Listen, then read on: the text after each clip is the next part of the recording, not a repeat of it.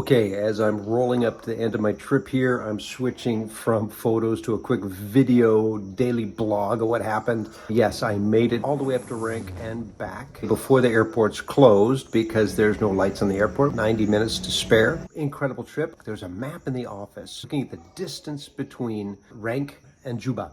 I went online into Google Maps because I wanted to see how many kilometers it was.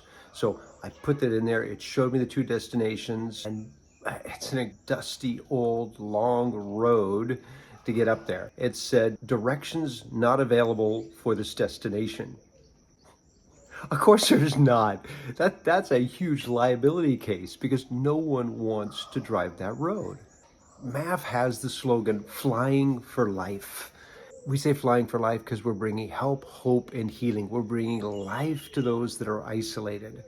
However, for our partners that we're flying back and forth, we're delivering life to them too. If you can't take MAF, it would take you a long time to drive up there. I mean, hours.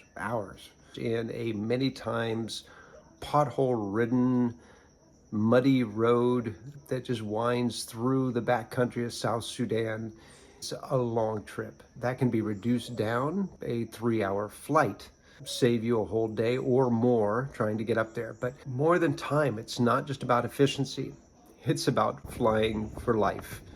When I talk to some of the partners, I said, well, if there's a flight not available from MAF, what, is the option that you can just drive up there? And they're kind of going, I wouldn't drive there unless I have a death wish. The roads are ridden with roadblocks, stops, official and unofficial. You drive this road, you just might run into these guys.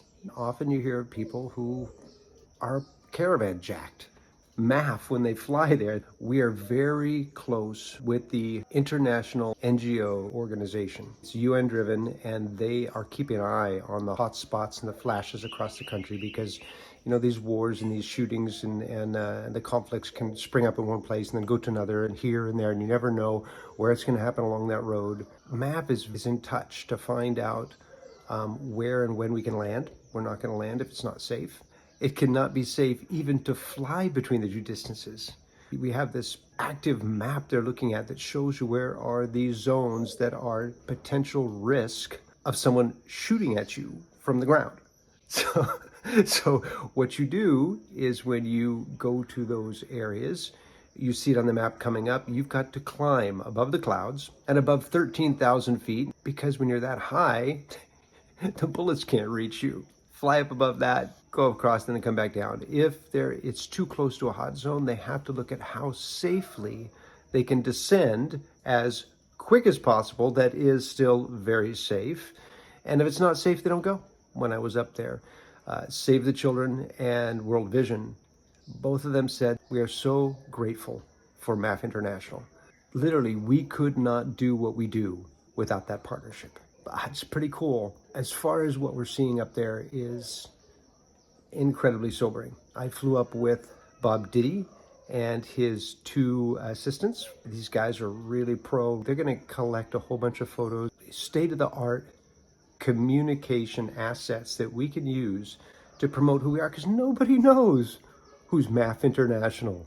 So that's part of my job to grow the organization is how do I make sure we're known and how do we connect with the right partners that are going to help us to do more flying for life. Up there, millions of children that are displaced, separated from their parents, crossing over the border. At the camp right there in Rank, people come across there and they will stay there until they can find a larger campment area that they can put them in because they don't want everybody massing right at the border. However, some people don't want to go farther into Chad or Uganda or South Sudan because they're hoping this conflict is going to end and they can actually go home, and they want to be as close to the home and the border as they can. But the challenge is there's no real end in sight. So they've got to get them to move on. There was smaller numbers of people there. This time, the trip I was up there, about 8,000. That's still a lot of displaced people. Their conditions are that they need and deserve our help. They have hope, but we need to keep that hope flowing. And many of them need medical support and healing. We are there for them. Thanks for joining me on this journey. Thanks for all of you who've been following this. See you soon.